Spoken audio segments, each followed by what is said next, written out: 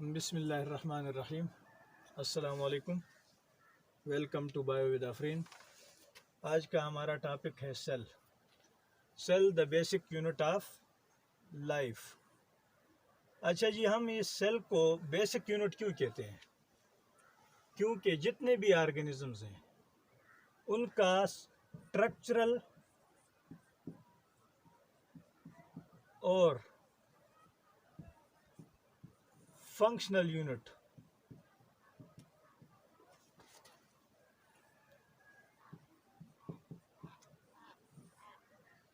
Of life,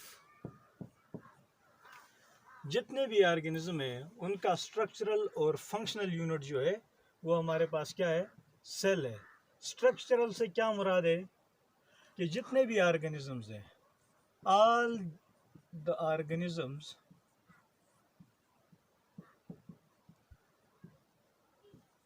are made up of cell. जितने भी जानदार हैं वो किससे बने हैं? सेल से मिलकर बने हुए हैं। और इसी तरह फंक्शनल यूनिट भी, मतलब जितने भी फंक्शन हैं किसी भी जानदार के, वो किसके हैं? वो सेल की वजह से हैं।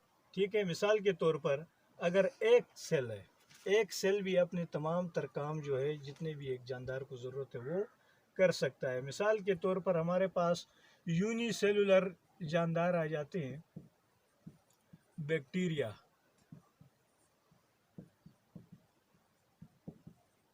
और अमीबा। इनमें एक ही सेल होता है, लेकिन इनको जितनी भी ज़रूरियात के जितने भी इनके फंक्शंस होते हैं वही एक ही सेल परफॉर्म करता है। इनकी लाइफ एक ही सेल के साथ गुजर सकती है, तो इसलिए इसको फंक्शनल यूनिट ऑफ लाइफ भी कहा जाता है, स्ट्रक्चरल यूनिट ऑफ लाइफ भी कहा जाता है। स्ट्रक्चरल मीन कि जितने भी ऑर्गेनिज्म हैं, यूनिसेलुलर हो, मल्टीसेलुलर हो, जितने भी ऑर्गेनिज्म, जितने भी लिविंग ऑर्गेनिजम्स हैं, लाइफ फॉर्म्स जितनी भी हैं, वो सेल से मिलकर बनी हुई होंगी। ठीक है, इसके बाद हमारे पास दूसरा एक पॉइंट ये आ जाता है,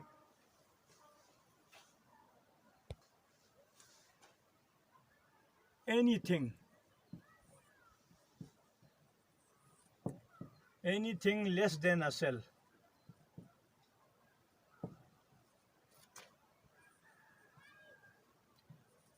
do not ensure independent living।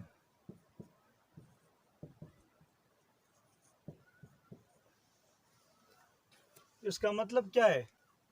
कि जो भी चीज़ जिसमें सेल ना हो, मतलब सेल से कम कोई भी चीज़ होगी तो वो अपनी इंडिपेंडेंट लिविंग इंश्योर नहीं कर सकती है। एग्जाम्पल इसका हमारे पास आ जाता है वायरस।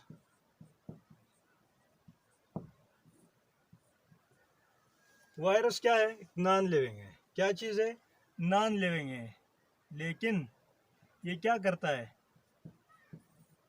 इन्फेक्शन काज कर सकता है, इन्फेक्शियस है। मगर किस वक्त ये इन्फेक्शियस हो सकता है? जब ये लिविंग होस्ट के अंदर होगा। कहाँ होगा? लिविंग होस्ट में। इसको होस्ट सेल चाहिए। होस्ट सेल के बाहर ये क्या है? इनर्ट स्ट्रक्चर है, मतलब ये नॉन लिविंग स्ट्रक्चर है। ठीक है ना? अच्छा भाई, अब हम करते हैं organisms on the basis of number of cells. के सेल के नंबर के बेस पे हमारे पास कितनी तरह के ऑर्गेनिजम्स हैं? ऑर्गेनिजम्स हमारे पास दो तरह के ऑर्गेनिजम्स होते हैं। एक होते हैं यूनिसेलुलर और एक होते हैं multi cellular.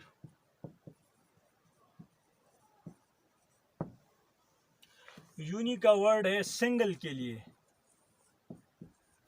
Mean single cell. ये वो ऑर्गेनिज्म है जिनमें सिंगल सेल होता है। ठीक है, उसके बाद मल्टी का वर्ड मतलब मल्टीपल या मैनी। इसका मतलब है कि many cells.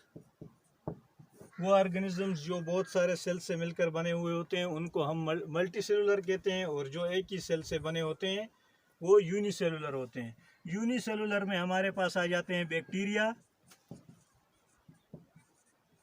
Amoeba, etc etcetera. और मल्टी सेलुलर में हमारे पास तमाम जितने भी एनिमल्स हैं, हायर एनिमल्स जितने भी हैं, ये सब आ जाते हैं। लेकिन हम एग्जांपल ले लेते हैं ह्यूमन। ह्यूमन भी क्या है? सोशल एनिमल है। अच्छा भाई, इसके बाद हम देखते हैं डिस्कवरी, सेल की डिस्कवरी किस तरह हुई है। सबसे पहले हमारे पास नाम आता है एक साइंटिस्ट का, Robert Hooke.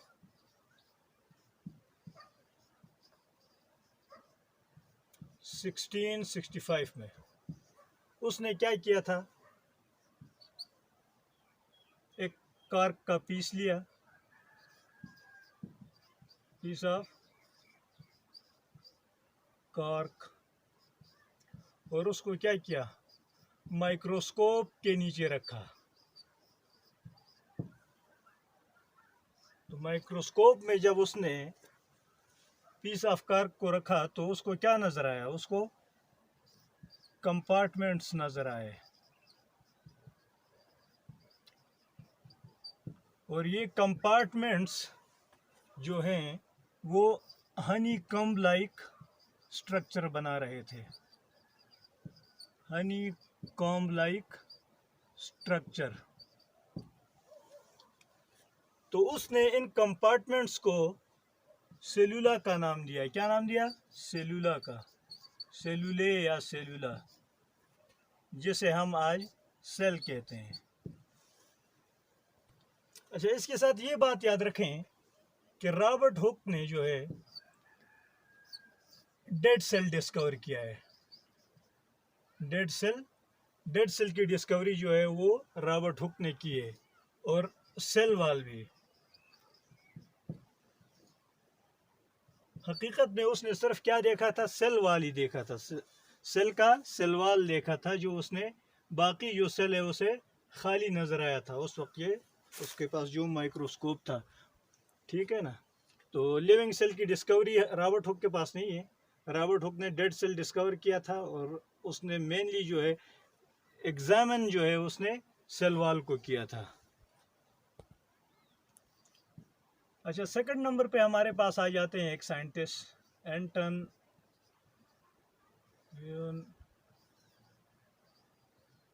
Leeuwenhoek. Anton van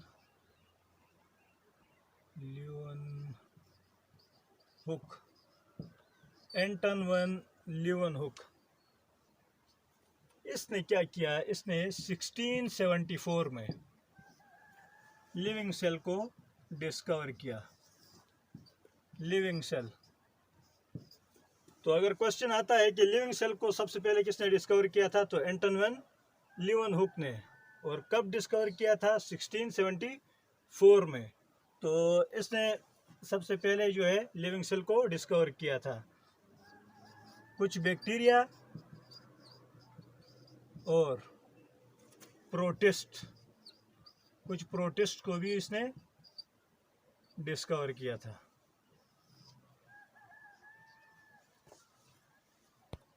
अच्छा, तीसरे नंबर पे हमारे पास जो साइंटिस्ट आता है, रॉबर्ट ब्राउन।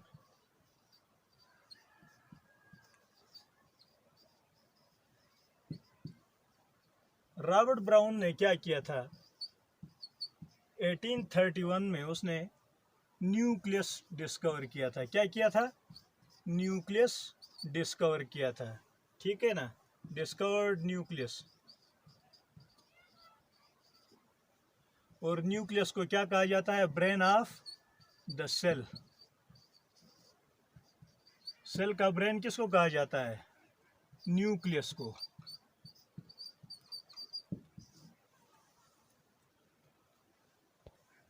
अच्छा भाई, अब हम देखते हैं cell on the basis of nucleus. मतलब ये है कि न्यूक्लियस की बेस पे हमारे पास सेल की कितनी टाइप्स हैं। ठीक है। सेल हमारे पास दो तरह के होते हैं, एक होता है प्रोकैरियोटिक सेल और दूसरा हमारे पास है यूकैरियोटिक सेल।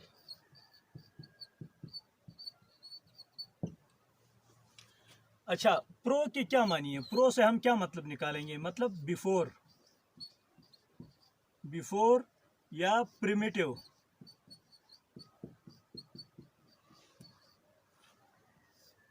कैरियोटिक का वर्ड निकला है कैरियन से। कैरियन कहते हैं न्यूक्लियस को। तो मतलब वो सेल जिसमें प्रिमिटिव न्यूक्लियस हो। मतलब क्या हुआ कि the sales having not well defined nucleus.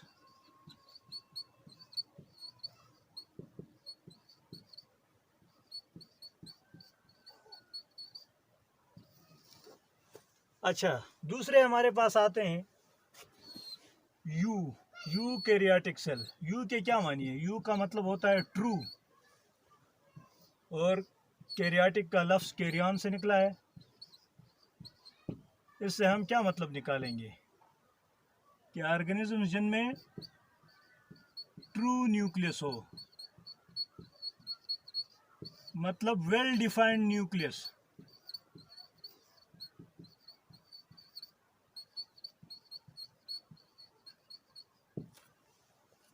हमारे पास प्रोकैरियोट में एग्जाम्पल्स आ जाती हैं बैक्टीरिया,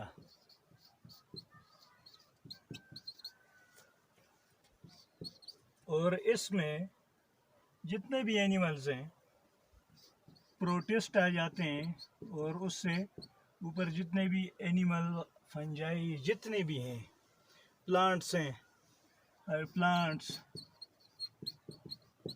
एनिमल्स,